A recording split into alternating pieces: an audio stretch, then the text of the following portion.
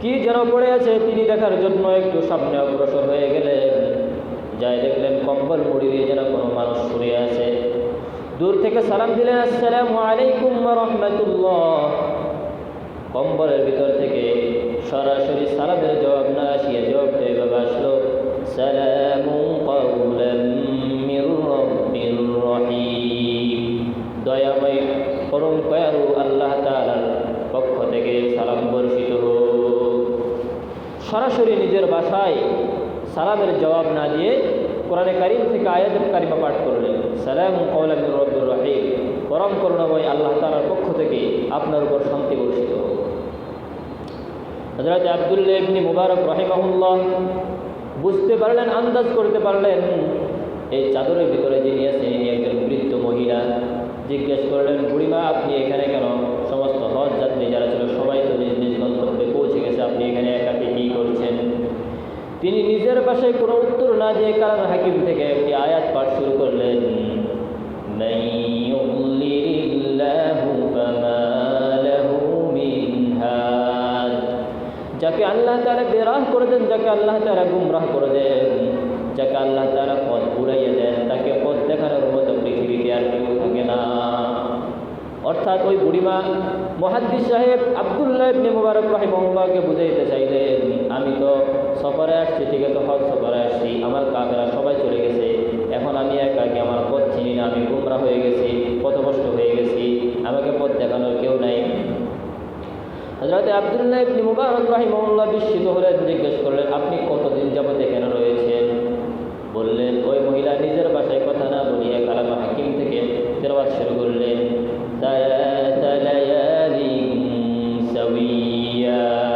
আমি 3 রাত অবধি এখানে অবস্থান করছি, 3 রাত হয়ে গেছে আমি এখানে আছি।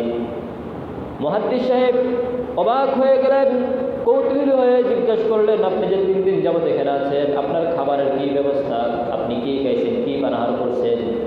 ওই মহিলাকে জিজ্ঞেস করার পর ওই মহিলা নিজের ভাষায় কোনো উত্তর না দিয়ে কালাম হাকিম থেকে আয়াত পাঠ করলেন, আল্লাযী হুয়া ইউতঈমুনি ওয়া ইয়াসকি।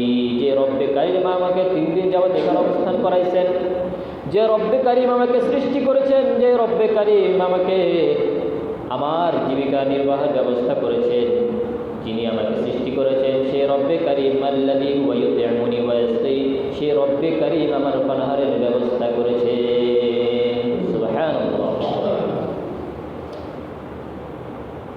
ওই বুড়ি মহিলাকে মুহাদ্দিস সাহেব জিজ্ঞাসা করলেন, আপনি 3 দিন যাবত কি খাইছেন, কি না খাইছেন? আপনার কাফেলা তো চলে গেছে, আমার কাছে কিছু খাদ্য সামগ্রী আছে, যদি আপনি খাইতেন। মুহাদ্দিস সাহেব খানার প্রস্তাব করলেন, ওই মহিলা কোরআনে কারিমের একটা আয়াত পাঠ করে তার প্রস্তাবকে প্রত্যাখ্যান করে দিলেন, ডিনাই করে দিলেন। ওই মহিলা কোরআনে কারিম থেকে আয়াত পাঠ শুরু করলেন, তুম্মা আতিম্মুস সিয়ামা ইলাল লাইল, তোমরা তোমাদের রোজাকে সন্ধ্যা পর্যন্ত পূর্ণ করো। এই আয়াত কারিমা পাঠ করিয়া ওই মহিলা বুঝাইতে চাইলেন, মুহাদ্দিস সাহেব আমি রোজা রাখছি, দিনের বেলায় আমি কিছু খাইলে তো রোজা ভেঙে যাবে, সন্ধ্যার আগে তো আমি কিছু খাইতে পারবো না।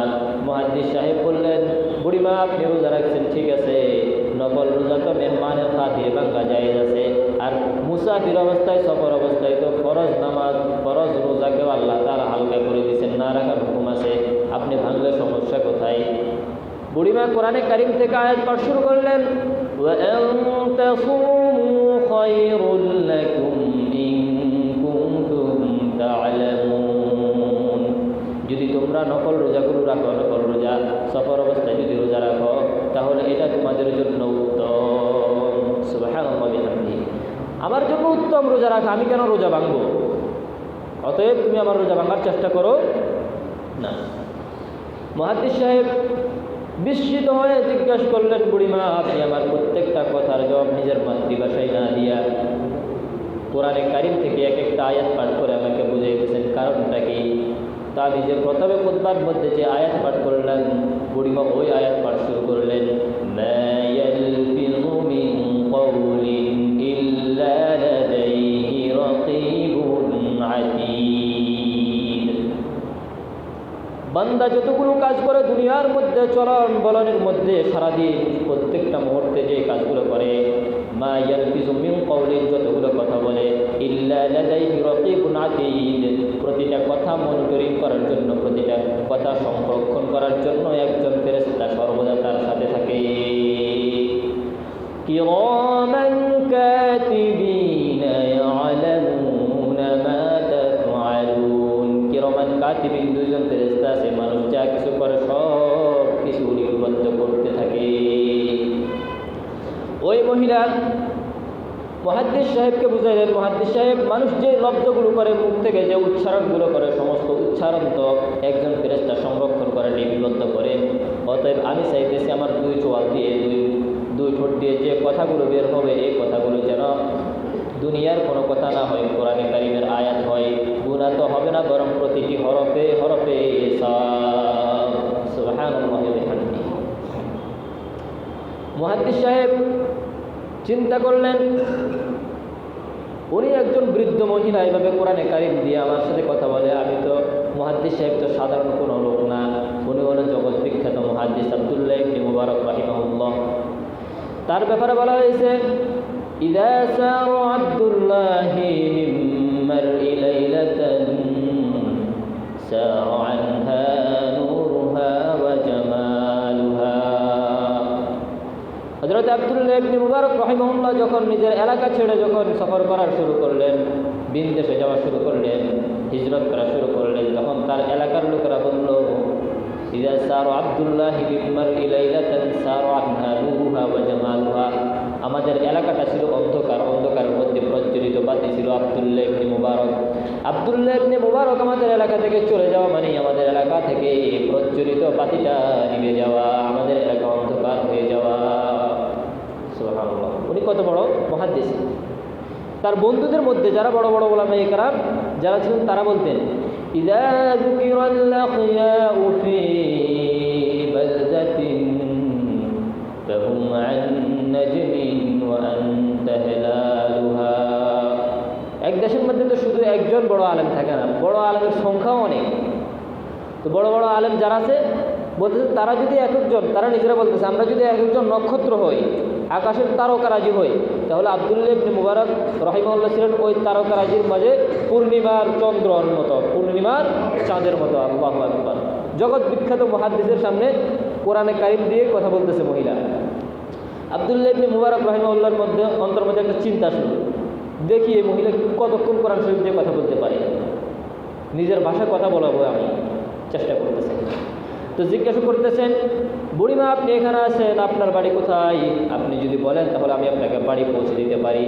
তো বাড়ির নাম তো ঢাকা, চট্টগ্রাম, নোয়াখালী, ফেনী, এগুলো তো কোরআন শরীফে আসেনি, কোরআন শরীফে নাই, বাড়ির নাম নাই। মহিলা কোত্থেকে জবাব দিয়ে, ও বুড়িমা সূরাতুল বনী ইসরাঈলের আয়াত পাঠ শুরু করলেন, সুবহানাল্লাযী আসরা বিআবদিহি লাইলাম মিনাল মাসজিদিল হারাম ইলাল মাসজিদিল আকসা। সমস্ত গুণগান, সমস্ত তাসবিহ ওই রব্বে কারীমের জন্য, ওই সত্তার জন্য যিনি আমাকে ইসরা করাইছেন, সফর করাইছেন বাইতুল মাকদাস থেকে বাইতুল্লাহ পর্যন্ত। এই আয়াতে কারিমা পাঠ করিয়া বুড়িমা মুহাদ্দিস সাহেবকে বুঝাইতে চাইলেন, মুহাদ্দিস সাহেব, আমার বাড়ি হইল বর্তমান ফিলিস্তিন বাইতুল মাকদাসে, আর আমি এখানে বাইতুল্লাহতে আসছি বাইতুল্লাহর জিয়ারত করার জন্য। মুহাদ্দিস সাহেব জিজ্ঞাসা করলেন, ঠিক আছে বুড়িমা, আপনি যদি চান তাহলে আমি আপনাকে আপনার বাড়ি পৌঁছে দিতে পারি। কি বলেন? বুড়িমা কোরআনে কারীম থেকে আয়াত পাঠ শুরু করলেন, ওয়া ইন তাফআলু মিন খায়রিন ইয়ালামুল্লাহ।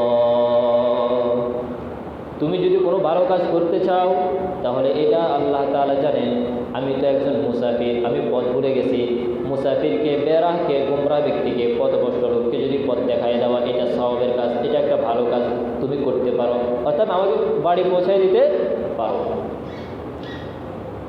তো মহিলা হযরত আব্দুল্লাহ ইবনে মুবারক রাহিমাহুল্লাহ বললেন, বুড়িমা আপনি আমার ঘোড়ায় চড়েন, ঘোড়ায় আরোহণ করুন, আমি আপনাকে পৌঁছে দিব। বুড়িমা ঘোড়ার মধ্যে আরোহণ করতেছে, উঠতেছে। হযরত আব্দুল্লাহ ইবনে মুবারক রাহিমাহুল্লাহ লক্ষ্য করলেন, উনি তো বৃদ্ধ মহিলা, ঘোড়া ওঠার সময় পড়ে যেতে পারে, এই কারণে ওনার পায়ের দিকে তাকিয়ে আছেন। ওই মহিলা তখনই কোরআনে কারিম থেকে একটা আয়াতে কারিমা পাঠ শুরু করলেন, কুল মুমিনিনা ইয়াগুদ্দু মিন আবসারিহিম ওয়া ইয়াহফাযু ফুরুজাহুম। নবী হে, আপনি আপনার উম্মতদিগকে বলে দেন তারা যেন তাদের দৃষ্টিকে পরনারী থেকে অবনত করে রাখে। এই আয়াতে কারিমা পাঠ করিয়া মহিলা বুঝাইলেন, মুহাদ্দিস সাহেব, আমি ঘোড়ায় ওঠার সময় আমার পায়ের কিছু প্রদর্শন হয়ে যেতে পারে, কিছু দেখা যেতে পারে, অতএব এটা আপনার দৃষ্টিতে যাবে। আর জিনাল আইনিন নাজ, পরনারীকে দেখা, প্রদর্শন হওয়া, এটা তো হলো জিনা, এটা গুনার কাজ। আল্লাহ তাআলা তো এটা স্পষ্ট নিষেধ করে দিয়েছে।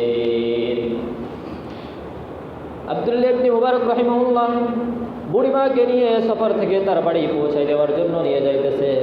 প্রতিমধ্যে জিজ্ঞেস করলেন, বুড়িমা, আপনার কোনো সন্তান সন্ততি আছে কিনা? এখান থেকে আরেকটা চালাকি আটকানোর আরেকটা ফোন দিয়ে আটলেন, কিভাবে নিজের ভাষায় কথা বলানো যায়। বুড়িমা নিজের ভাষায় বললেন না, কোরআনে কারিম থেকে একটা আয়াতে কারিমা পাঠ শুরু করলেন, আল মালু ওয়াল বানুনা জিনাতুল হায়াতিদ দুনিয়া। সন্তান সন্ততি, ধন সম্পদ, এগুলো দুনিয়ার সৌন্দর্য। উনি এই আয়াতে কারিমা পাঠ করিয়া মুহাদ্দিস সাহেবকে বুঝাইলেন, দুনিয়ার সৌন্দর্য এটা আল্লাহ তাআলা আমাকে কি করছেন? দান করছে। উনি এবার চিন্তা করলেন, যদি সন্তান সন্ততি থাকে তাহলে তাদের নাম কি? ওটা তো আর কোরআন শরীফে থাকবে? সন্তান সন্ততির নাম কোরআন শরীফ করতে থেকে পাবে। এবার জিজ্ঞাসা করে বলছে, জি, আপনার সন্তান সন্ততির নাম কি? ওই মহিলা কালামে হাকিম থেকে পটাপট 3টা আয়াতে কারিমা তেলাওয়াত শুরু করলেন, ইয়া ইয়াহইয়া খুযিল কিতাবা বিকুওয়াতিন ওয়া আতাইনাহুল হুকমা সাবিয়্যা ওয়া কাল্লামাল্লাহু মূসা তাকলীমা ওয়াত্তাখাযাল্লাহু ইব্রাহীমা খলীলা। আল্লাহু আকবার, সুবহানাল্লাহ। কোরআন কারিম থেকে 3টা আয়াতে কারিমা পাঠ করলেন। আমার প্রথম ছেলের নাম ইয়াহইয়া, দ্বিতীয় ছেলের নাম মূসা, তৃতীয় ছেলের নাম হলো ইব্রাহিম। মুহাদ্দিস সাহেব লজ্জিত হয়ে গেলেন, কিভাবে ওই মহিলাকে আটকাবে, আটকানোর কোনো জায়গা পাইতেছে না। তিনি চুপ মারে গেলেন, একবারে গন্তব্যে পৌঁছা পর্যন্ত কোনো কথা বললেন না। গন্তব্যে গিয়া মহিলা তার সন্তানদের সাথে সাক্ষাৎ করিয়া তার সন্তানদেরকে কিছু রূপ্য দিয়া বললেন, যাও, এই মুদ্রাগুলো নিয়ে তোমরা দোকান থেকে কিছু খরিদ করে নিয়ে আসো। ফাবআতু আহাদাকুম বিওয়ারিকিকুম হাদিহি ইলাল মাদিনা।